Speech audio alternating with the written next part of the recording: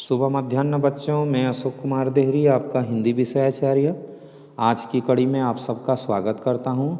आज हम कक्षा 11वीं विषय हिंदी आरोह भाग 1 के अंतर्गत गद्य की रचना में हम देखेंगे सत्यजीत राय द्वारा रचित अप्पू के 2.5 साल। यहाँ अप्पू एक छोटा सा बच्चा है जिसके साथ लेखक 2.5 साल तक फिल्म बनाने के लिए समय व्यतीत करते हैं और उसी पर उनकी यह संस्मरण रचना लिखी हुई है। इससे पहले आइए हम लेखक के जीवन परिचय पर एक नज़र डालें। वो लिखते हैं कि अच्छी तकनीक वह है जिसका इस्तेमाल दिखाई न पड़े, अर्थात तकनीकी उसे कहेंगे जो बाहर वाले को उसकी कलाकारी पता न चले। और ये उनकी पटकथा 16 के साक्षात्कार से लिया गया है। ये एक पटकथा लेखक हैं और यहाँ पर बहुत सारी पटकथाएँ जो फिल्म के लिए लिखी जाती है। पटकथा का अर्थ होता है मुख्य कहानी फिल्म की। वो लिखते हैं, सत्यजीत राय का जो जन्म है सन 1921 कोलकाता में, जो कि पश्चिम बंगाल में है, हुआ है। प्रमुख फिल्में इनके द्वारा जो बनाई गई हैं उसमें अपराजिता, अप्पू का संसार, जलसाघर, देवी चारुलता, महानगर, गोपी गायन, बाका बायन, पथेर पांचाली, ये सब फिल्में उनके बांग्ला में बनाई गई है, बंगाली रचनाएं हैं। और कुछ हिंदी फिल्में भी हैं जिसमें शतरंज के खिलाड़ी और सदगति है। उनकी प्रमुख रचनाएं की बात करें तो प्रोफेसर शंकु के कारनामे, सोने का किला, जहांगीर की स्वर्ण मुद्रा, बादशाही अंगूठी आदि है। इन्हें कुछ प्रमुख सम्मान प्राप्त हुए हैं जिसमें फ्रांस का लेजन डी आनर, पूरे जीवन की उपलब्धियों पर ऑस्कर, जो कि फिल्म जगत की सबसे बड़ी पुरस्कार होती है, और भारत रत्न सहित फिल्म जगत का हर महत्वपूर्ण सम्मान इन्हें प्राप्त हुआ है। इनका मृत्यु सन 1992 में हुआ। भारतीय सिनेमा को कलात्मक ऊंचाई तक प्रदान करने वाले फिल्मकारों में सत्यजीत राय अगली कतार में हैं, मतलब अगली पंक्ति में हैं, जिन्होंने भारतीय सिनेमा जगत को कला की सबसे ऊंचाई तक लेकर के गए। इनके निर्देशन में पहली फीचर फिल्म पथेर पांचाली, इनका जो पहला फिल्म है वो है पथेर पांचाली, जो कि बांग्ला में बनी हुई है और इसका अर्थ होता है पथेर पांचाली का हिंदी में पथगीत। 1955 में प्रदर्शित हुई। उसने राय को अंतर्राष्ट्रीय स्तर पर प्रतिष्ठा प्राप्त करने वाला भारतीय निर्देशक बना दिया। मतलब यह जो उनकी 1955 में प्रदर्शित हुई फिल्म थी, इसके कारण से वे अंतर्राष्ट्रीय स्तर में ख्याति प्राप्त करने वाले भारतीय निर्देशक हो गए। इनकी फीचर फिल्मों की कुल संख्या, फीचर फिल्म मतलब ऐसा होता है जिसमें कलाकार तो वास्तविक होते हैं लेकिन कहानी झूठी होती है, तो उसे फीचर फिल्म कहते हैं। तो इनकी जो फीचर फिल्म है उनकी कुल संख्या 30 के लगभग है और इन फिल्मों के जरिए इन्होंने फिल्म विधा को समृद्ध ही नहीं किया बल्कि इस माध्यम के बारे में निर्देशकों, आलोचकों के बीच एक समझ विकसित करने में भी अपना योगदान दिया। मतलब निर्देशक और जो आलोचक हैं उन दोनों के बीच में एक समझ विकसित करने के लिए उन्होंने महत्वपूर्ण कार्य किया। ध्यान देने की बात है कि इनकी ज़्यादातर फिल्में साहित्यिक कृतियों पर आधारित है। इनके पसंदीदा साहित्यकारों में बांग्ला के विभूति भूषण बंदोपाध्याय से लेकर हिंदी के प्रेमचंद तक शामिल हैं। अर्थात ये विभूति भूषण बंदोपाध्याय बंगाली के साहित्यकार हैं, उपन्यास लेखक हैं, और प्रेमचंद जी हिंदी के उपन्यासकार हैं। तो बंदोपाध्याय जी से लेकर के प्रेमचंद जी तक इनकी रचना शामिल है। फिल्मों के पटकथा, लेखन, संगीत, संयोजन में निर्देशकों के अलावा राय ने बांग्ला में बच्चों एवं किशोरों के लिए लेखन का भी काम बहुत ही संजीदगी के साथ किया है। संजीदगी से मतलब विचारों की गंभीरता के साथ में इन्होंने कार्य किया है।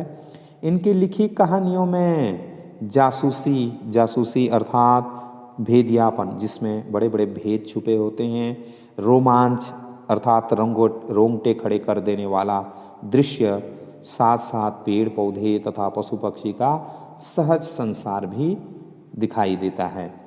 अप्पू के 2.5 साल नामक संस्मरण पथेर पांचाली फिल्म के अनुभवों से संबंधित है। मतलब पथेर पांचाली में फिल्म बनाते समय लेखक को जो जो अनुभव हुए हैं वो अपने अप्पू के 2.5 साल नामक संस्मरण में सब कुछ लिख दिया है, जिसका निर्माण भारतीय फिल्म के इतिहास में एक बहुत बड़ी घटना के रूप में दर्ज है। इससे फिल्म के सृजन और उसके व्याकरण से संबंधित कई बारीकियों का पता चलता है। अर्थात फिल्म बनाते समय जो उसकी सृजनात्मकता है तथा उसके व्याकरण संबंधी जो बारीकियां हैं अर्थात विस्तार हैं, उन सभी विस्तारों का पता चलता है। यही नहीं, जो फिल्मी दुनिया में हमें ग्लैमर अर्थात अपने जो ठाट बाट है, फिल्मों की जो ठाट बाट है, उस ठाट बाट से हमें जो चुंधियाती हुई जान पड़ती है, उसका एक ऐसा सच हमारे सामने आता है जिसमें साधनहीनता के बीच अपनी कला दृष्टि को साकार करने का भी संघर्ष है। अर्थात साधन न होते हुए भी लेखक ने किस प्रकार से अपनी कला दृष्टि को साकार किया है और उसके पीछे जो उनकी संघर्ष है उसको इसके माध्यम से प्राप्त होता है। इस पाठ का भाषांतर बांग्ला मूल से विलास गीते ने किया है। इसका जो भाषांतर है वो बांग्ला की रचना से विलास गीते जी ने किया है। किसी फिल्म के लिए उसकी पहली फिल्म का अबूझ पहली होती है। अर्थात किसी भी फिल्मकार के लिए उसकी जो पहली फिल्म होती है उसके लिए एक प्रकार से नहीं समझ में आने वाली पहली के समान ही होती है, बनने या न बन पाने की अमूर्त शंकाओं से घिरी। और वह जो फिल्म होती है वह बनेगी या नहीं बनेगी, अर्थात वह जो फिल्म है लोगों के बीच में चलेगी, पसंद आएगी या नहीं आएगी, ऐसी ही अमूर्त अर्थात आकारहीन शंकाओं से घिरी होती है। फिल्म पूरी होती है तो फिल्मकार जन्म लेता है। अर्थात जब फिल्म पूर्ण रूप से बन जाता है तो फिल्मकार का उस समय नया जन्म होता है। अपनी पहली फिल्म की रचना के दौरान हर फिल्मकार का अनुभव संसार इतना रोमांचकारी होता है कि वह उसके जीवन में बचपन की स्मृतियों की तरह हमेशा जीवन बना रहता है। फिल्म ही नहीं, किसी का ही जो पहला कार्य होता है उसके जीवन का एक बहुत बड़ा अनुभव होता है, स्मृति भरा होता है और जो उसके जीवन में हमेशा जीवंत बना रहता है। इस अनुभव संसार में दाखिल होना उसे बेहतरीन फिल्म से गुजरने से कम नहीं है। अर्थात उस समय जो अनुभव प्राप्त होती है उस अनुभव के संसार में प्रविष्ट होना एक सर्वश्रेष्ठ फिल्म से गुजरने से कम नहीं है। तो आइए पढ़ते हैं अप्पू के 2.5 साल। पथेर पांचाली फिल्म की शूटिंग का काम 2.5 साल तक चला था। अर्थात जो पथेर पांचाली नामक फिल्म है जिसका हिंदी अर्थ है पथगीत, उसका कार्य 2.5 साल तक चला। अर्थात लेखक को इस कार्य में 2.5 साल लगा। इस 2.5 साल के कालखंड में हर रोज तो शूटिंग नहीं होती थी। इसमें जो 2.5 साल तक का समय अवधि था उसमें प्रत्येक दिवस शूटिंग करना संभव नहीं था। मैं तब एक विज्ञापन कंपनी में नौकरी करता था। लेखक उस समय एक विज्ञापन की कंपनी में कार्य करता था। नौकरी के काम से जब फुर्सत मिलती थी तब शूटिंग करता था। अर्थात नौकरी के बीच में जब उन्हें अवकाश प्राप्त होती थी तब वो शूटिंग करते थे। मेरे पास उस समय पर्याप्त पैसे भी नहीं थे। पैसे खत्म होने के बाद फिर से पैसे जमा होने तक शूटिंग स्थगित रखनी पड़ती थी। क्योंकि लेखक के पास पर्याप्त रूप से पैसे नहीं होते थे, इसलिए जब तक कि पैसे न मिल जाएं शूटिंग को बीच में ही रोक करके रखना पड़ता था।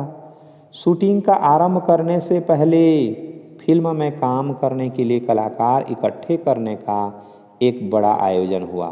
क्योंकि फिल्म शूटिंग करनी थी, इसलिए सबसे पहले कलाकारों की आवश्यकता होती है। अतः कलाकारों को एकत्रित करने का कार्य सबसे पहले किया गया। विशेषकर अप्पू की भूमिका निभाने के लिए 6 साल का लड़का मिल ही नहीं रहा था। इस फिल्म का जो नायक था अप्पू, और उसके लिए 6 साल के लड़के की आवश्यकता होती थी और 6 साल का लड़का नहीं मिल रहा था। आखिर मैंने अखबार में उस संदर्भ में एक इश्तेहार दिया। अंततः लेखक अखबार में उस विषय को लेकर के एक विज्ञापन जारी किए।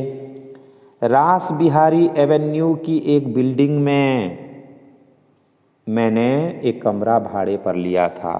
रास बिहारी एवेन्यू, एवेन्यू का अर्थ होता है वह चौड़ी सड़क जिसके दोनों ओर पेड़ लगे हुए हों, अर्थात पेड़ों की हरियाली से सजी हुई एक चौड़ी सड़क जिसको एवेन्यू कहते हैं। तो रास बिहारी एवेन्यू की एक बिल्डिंग अर्थात इमारत में मैंने एक कमरा भाड़े पर लिया, एक कमरा किराए पर ले लिया। वहाँ पर बच्चे इंटरव्यू के लिए आते थे और फिल्म के लिए जो कलाकार चाहिए थे, कलाकार के रूप में वह बच्चे साक्षात्कार देने के लिए आते थे। बहुत से लड़के आए, लेकिन अप्पू की भूमिका के लिए मुझे जिस तरह का लड़का चाहिए था वैसा एक भी नहीं था।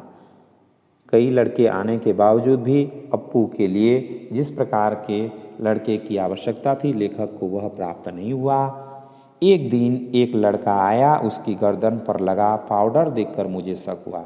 लेखक कहता है कि अचानक से एक दिन एक लड़का आया, लेकिन उसके गर्दन में चूर्ण लगी हुई थी, अर्थात पाउडर लगा करके वो आया था। इसलिए उसे देख करके लेखक को शक हुआ, फिल्मकार को शक हुआ। नाम पूछने पर नाजुक आवाज़ में वह बोला। जब उसका नाम पूछा गया तो एकदम कोमल भरी आवाज़ में उसने कहा टिया। उसके साथ आए उसके पिताजी से मैंने पूछा, क्या अभी अभी इसके बाल कटवाकर यहाँ ले आए हैं? तो उसके साथ में जो उसके पिताजी आए थे, उसके पिताजी से पूछा गया कि यह जो बच्चा है इसके बाल कटे हुए हैं, क्या आपने अभी अभी इसके बाल कटवा कर लाए हैं? वे सज्जन पकड़े गए और वह जो महानुभाव थे वह पकड़ में आ गए। सच छिपा नहीं सके, बोले असल में यह मेरी बेटी है। अप्पू की भूमिका मिलने की आशा से इसके बाल कटवाकर आपके यहाँ ले आया हूँ। अर्थात उस महोदय ने कहा कि वास्तव में यह जो लड़का आपको दिखाई दे रहा है यह लड़का नहीं है बल्कि मेरी बेटी है और अप्पू का रोल मिल जाएगा, इसी आशा से हम लोग इसके बाल को कटवा करके यहाँ ले आए हैं। तो आज के लिए इतना ही। आशा करता हूँ आज का वीडियो आपको ज़रूर अच्छा लगा होगा। यदि आज का वीडियो आपको अच्छा लगा हो तो प्लीज़ लाइक शेयर और सब्सक्राइब करना न भूलें।